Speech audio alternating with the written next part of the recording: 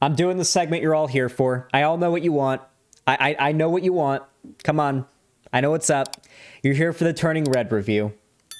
A few nights ago, I did a watch party in my Discord of Turning Red. It was on Disney Plus, so we weren't watching it in like some scuffed fucking blurry dude's head in the way camera rip or anything. It was a full-on HD high quality copy and whatnot.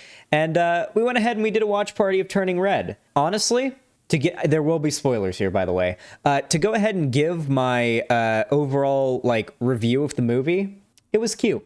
I thought it was a good movie. It was a good Pixar movie, and it was really cute. I thought it was a very cute movie. It was very wholesome. I have my problems with it, as I would as an adult taking issue with any story media made for children. But, you know, it is what it is. Anyway, whenever a new Pixar movie comes out, there's basically a flood of either massive support for said movie or just everybody fucking hates it.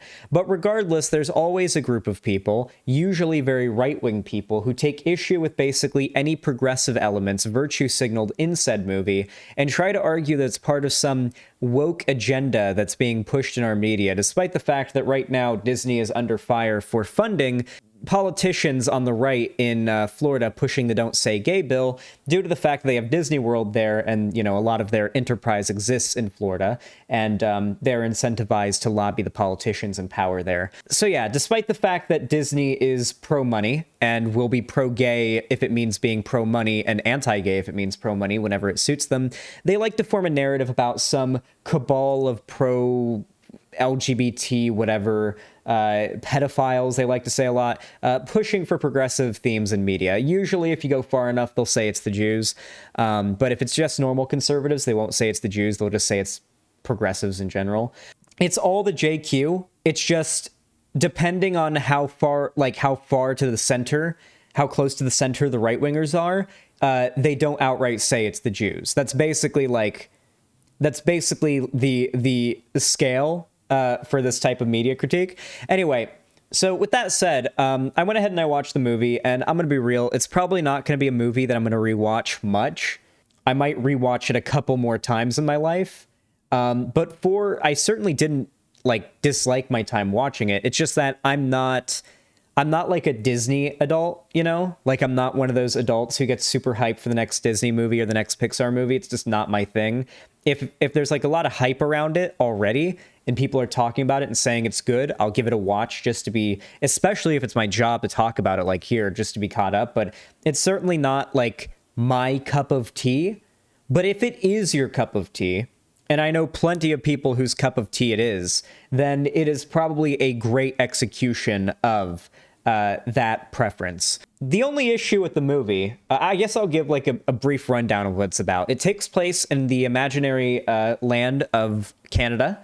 It is a very on-the-nose sort of coming-to-age movie for young girls about puberty and feeling awkward and being your true self. I mean, like, it's more or less like a more like clean version of like the types of coming to age movies that teenage boys have had for decades. Like, let's be completely real, because I'm sort of setting up for like the controversy here, but like, let's be real. There have for a very long time been some pretty egregious examples of coming to age movies made for young boys in their teens that are not viewed as being all that big of a problem. However, this movie, which more or less does that in a far less crass way, has gotten a massive amount of backlash for its depictions of that awkward age of being a teen. Because, and let's be honest, when you depict any media in which the main character is a teenager and they're going through puberty, you kind of have to walk a really weird tightrope of either going all the way in on like the realism of it and depicting underage characters in a gritty, realistic way that really comes off as kind of cringy. A good example of this would be some scenes in some Stephen King stories. A good example would be It.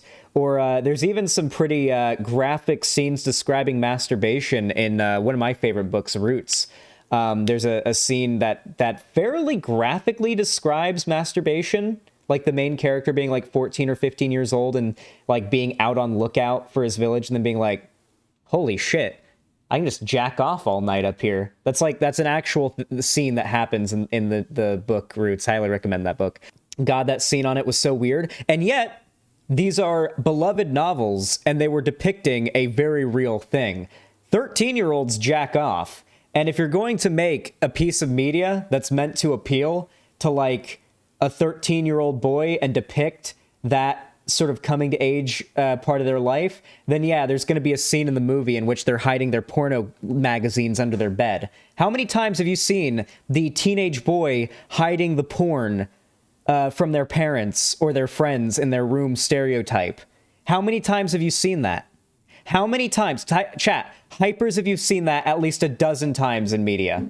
Which was meant for like a teenage boy demographic. The tissue boxes and the rolled out. Oh yeah, we all know the puberty allegories of like, you know, jacking off and getting random boners and whatnot.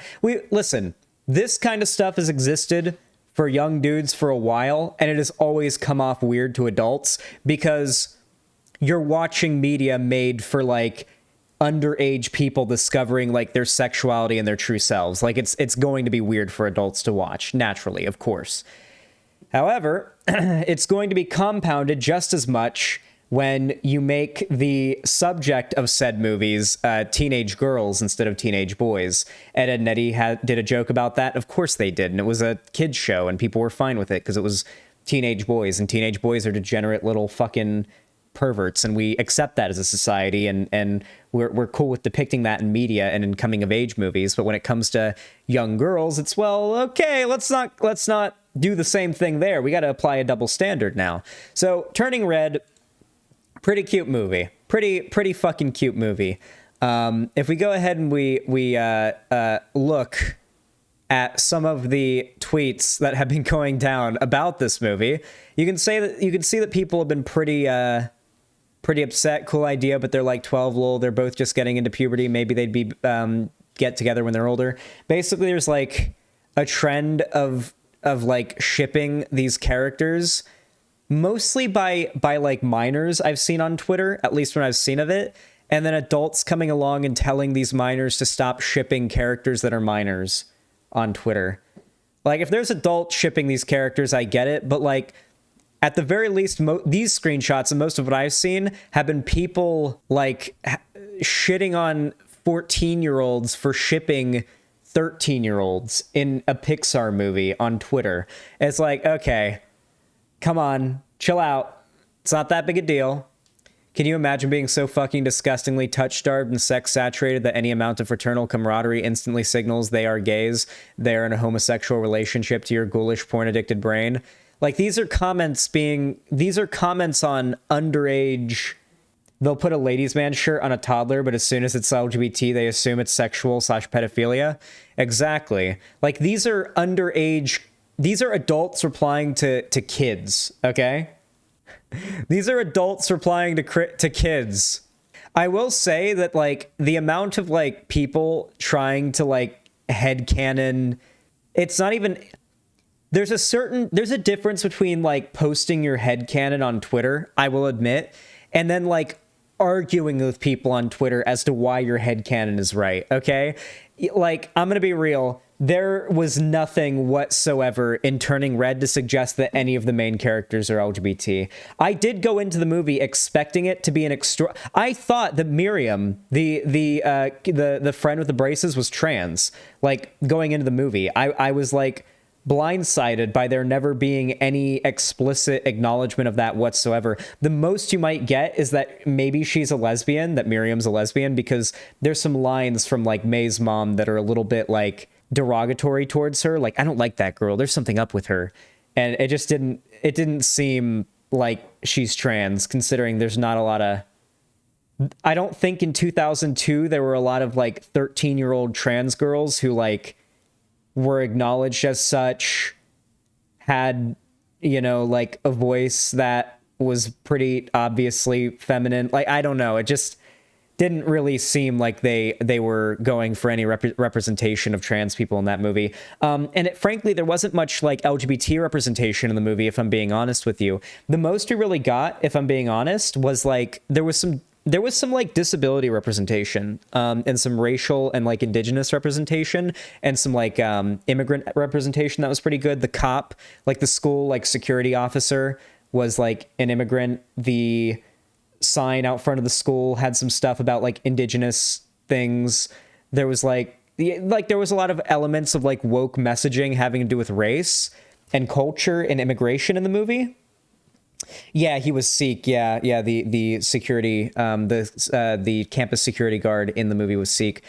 But yeah, I mean, there wasn't really any like LGBT stuff in the movie. Like the main characters are all aggressively aggressively attracted to these like dudes in a boy band. Like the main driving force of the movie is that the main characters want to go see a boy band that they are absurdly heterosexually attracted to.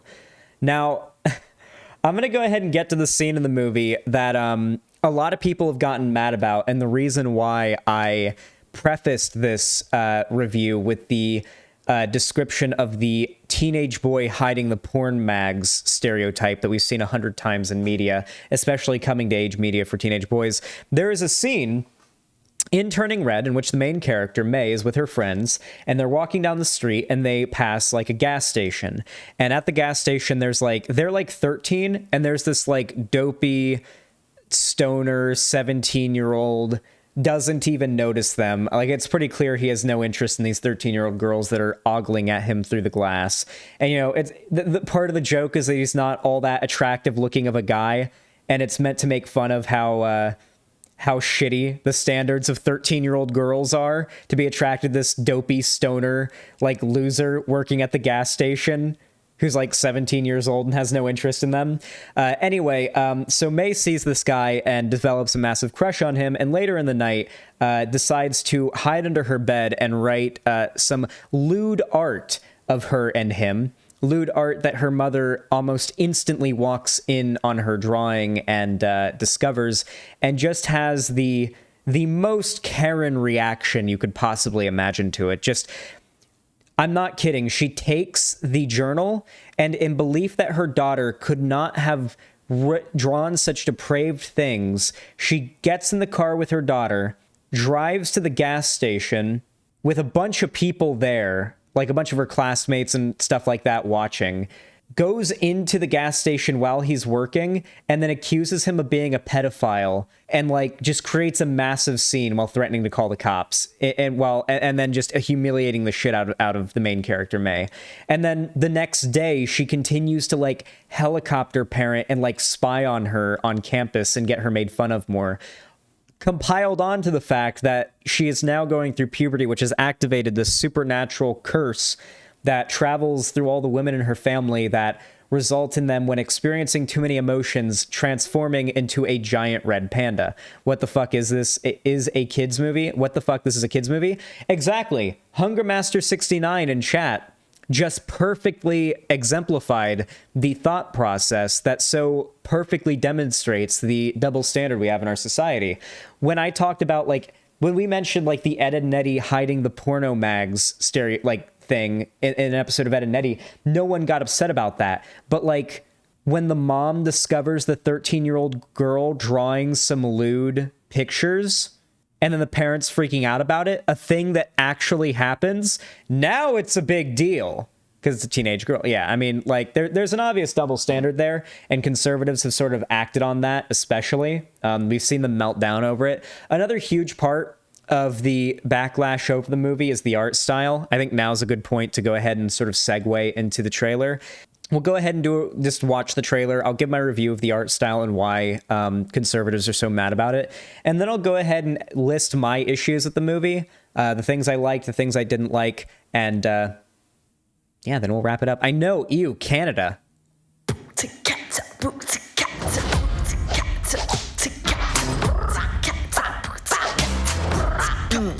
Let's go. I'm Maylin Lee. I wear what I want, say what I want, 24/7, 365.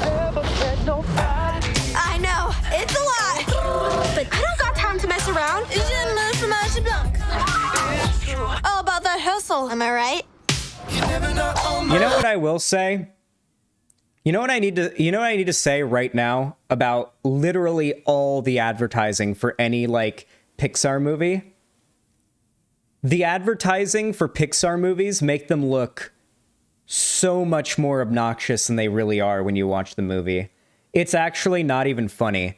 Like, this trailer's making me cringe, and it feels obnoxious, despite the fact that I watched this movie and did not feel like it was obnoxious, annoying, or cringy. For the most part, like, this is very clearly a movie that's, like, the target demographic is, like, teenage girls. So there were some scenes that just really didn't vibe with me too well as, like, a 22-year-old man. But, like, I'm not gonna fault the movie for that. I'm not in its target demographic. I'm a grown man. I'm not a 13-year-old girl, the target demographic of the movie. However, there are a lot of grown men on the internet that like to melt down over media made for 13-year-old girls not appealing to them. Poor town. This is gonna be the best year ever. And nothing's gonna get in my way. I legit thought this character was trans. Just Twitter and me not knowing anything about the movie going into it made me I went into this movie thinking this character was trans, and I was like, oh yeah, we're gonna have a massive fucking meltdown over a trans character, and it's gonna be and no, she's not trans. She might be gay, maybe the most progressive this character could be, or I guess in the representation, is bi, because half the movie she's like simping for a boy band, so you know, it's not quite as gay as I think people made it out to be before it came out.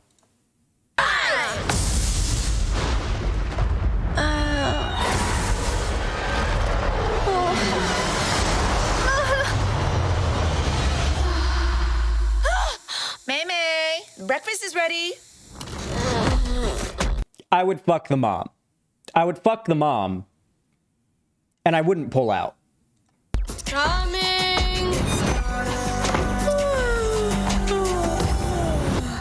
It's gonna be me. Is everything okay? I'm a gross red monster. The analogy is somewhat on the nose. Don't look at me. Stay back. It's happened already? What did you say? Our ancestors had a mystical connection with red pandas. Are you kidding me? This little quirk runs in our family. I had no idea. I had no idea about the red panda thing or anything going into this movie. All I knew going into this movie was like pictures from Twitter, and I assumed it was a movie about a bunch of 13-year-old gay girls that are into art. That was my assumption going into the movie. I had no idea. I hadn't seen any trailers or anything, so I was a little bit surprised when the movie took this turn.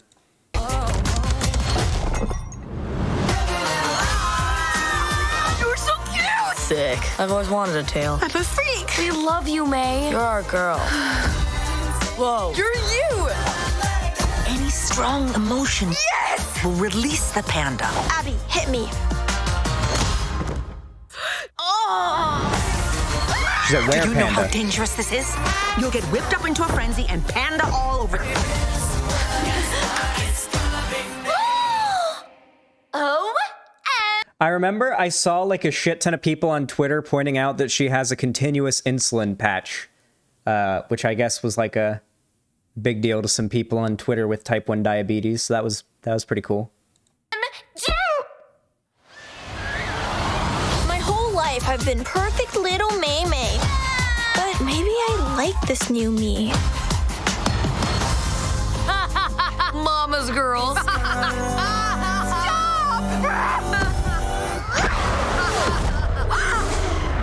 It's gonna be me. Now, as you can see, there is something. This is the image. This is the image that everyone gets mad about. We can just have this image on screen. Is there anything about this image that you think, art style wise, might set off conservatives? Well, unfortunately, the vast majority of you have not been exposed to the hellscape that is the conservative cartoon criticism part of YouTube, such as YouTubers like ER. Unfortunately, I have been exposed to that, and I know exactly what about this art style upsets conservatives so much. Now, there is something called the Cal Arts style that has been just generally quite hated by like the animation community that's a little bit more antagonistic for a while. I do think the accusations of the CalArt style usage are a little bit overblown at times.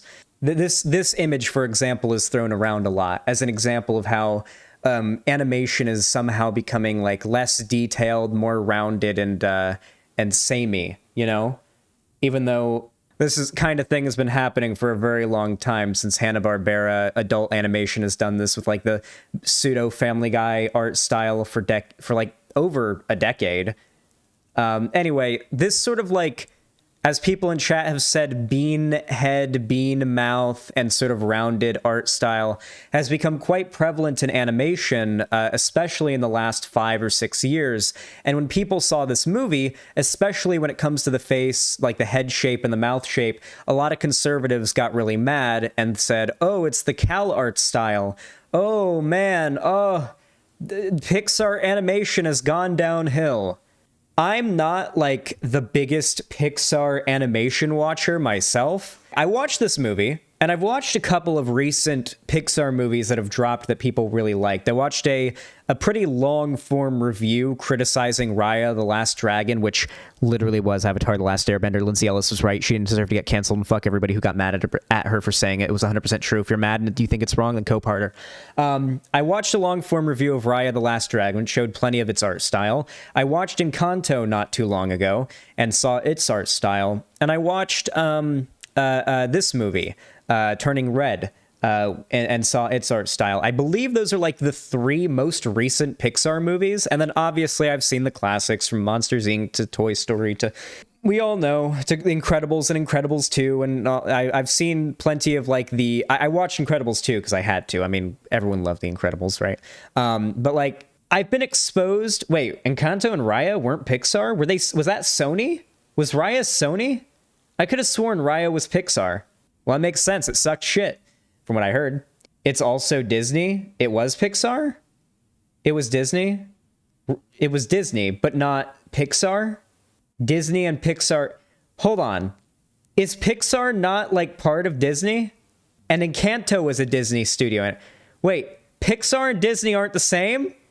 Pixar is Disney. I'm going to... What's the deal, chat? What's going on? Chat, this is why capitalism is so fucked. There's so many, like, every single company is, like, owned by, like, a few parent companies, and it gets really confusing. Okay, I know for a fact that Pixar is a Disney-owned enterprise. So what my understanding is, there is a Disney Animation Studios, which is Disney's animation studio. And then there is the Disney-owned Pixar Animation Studios.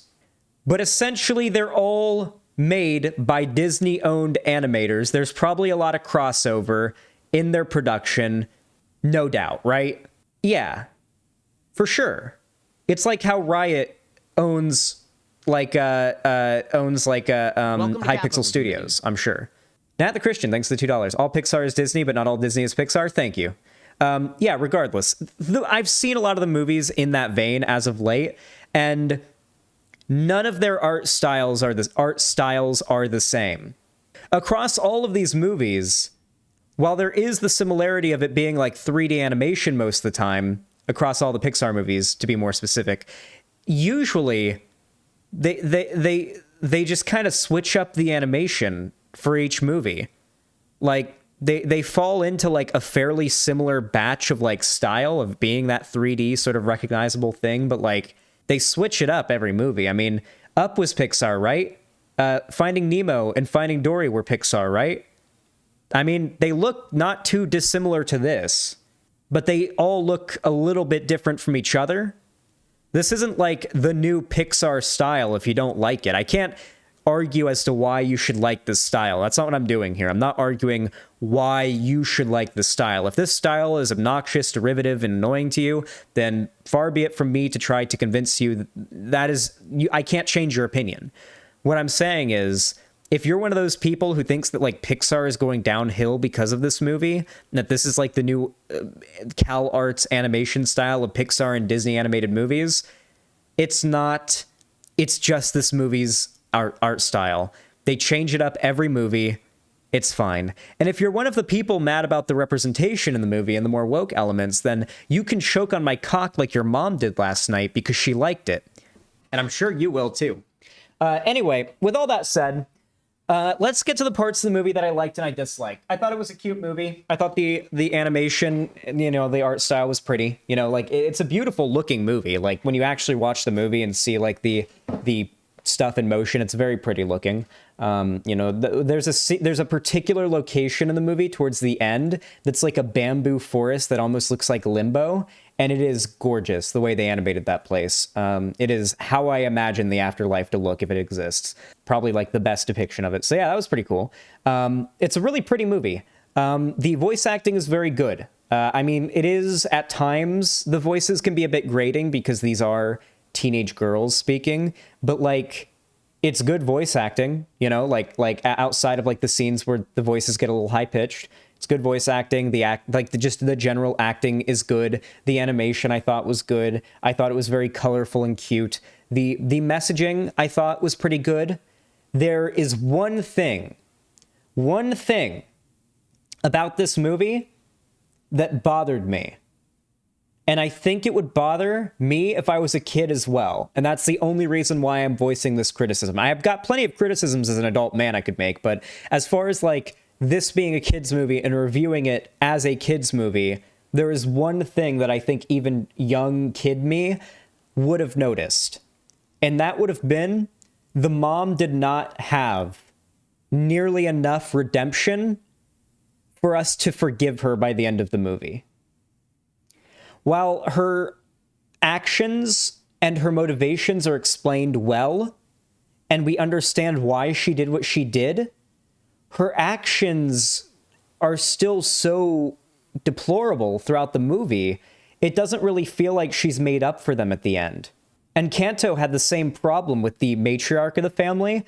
Like it doesn't feel like the problem is solved at the end, right? Like it doesn't feel like full atonement has been made and like the loose ends are tied. Like Encanto's happy ending, like actual Encanto's happy ending is they never got their powers back and they had to live normal lives.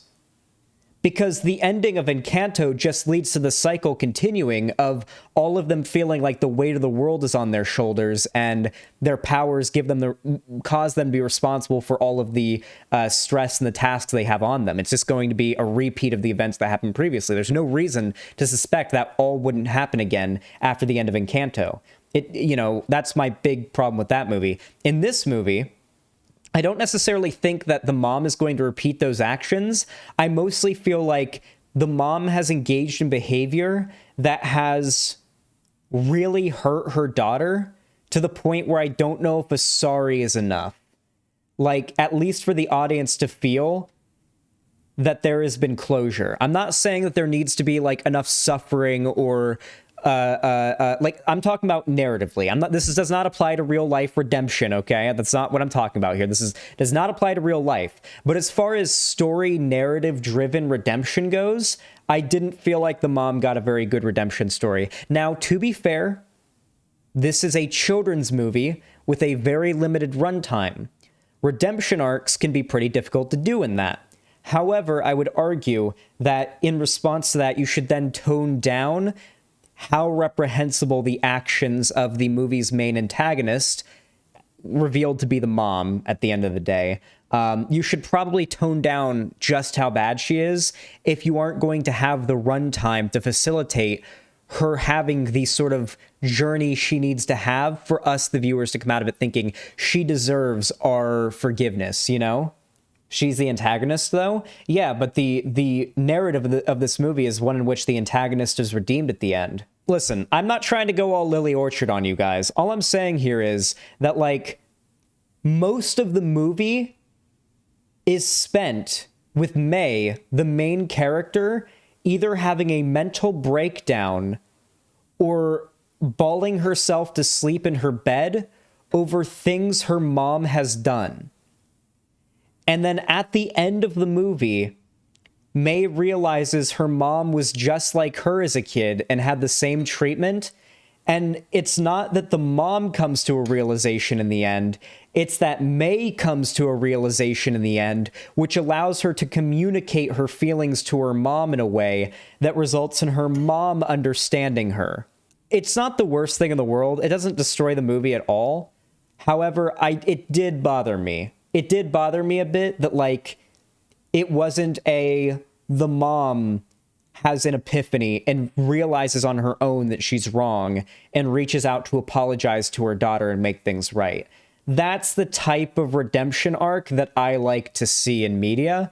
And I do love redemption arcs. As I said before, not trying to go full Lily Orchard on you. I don't know. It just felt a little bit unfulfilling to me. And I think young me would feel the same way. But if you watched the movie and you did not feel as such, so be it. That's fine. Just my opinion.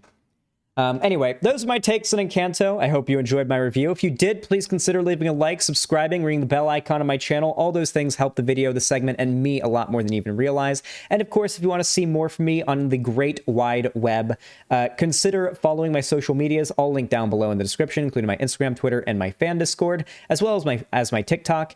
And if you want to support me financially, did I say Encanto instead of Turning Red? I said Encanto instead of Turning Red. I meant Turning Red. And of course, if you want to support me financially, please consider donating, subscribing, or gifting a sub over on my website, xanderhall.com/live, or you can support me on YouTube, Twitch, Streamlabs, and through Patreon. But no matter how you support me, whether it be through a like, a comment, a view, or even a financial donation, I really do appreciate it. Thank you so much for watching, and have a good one.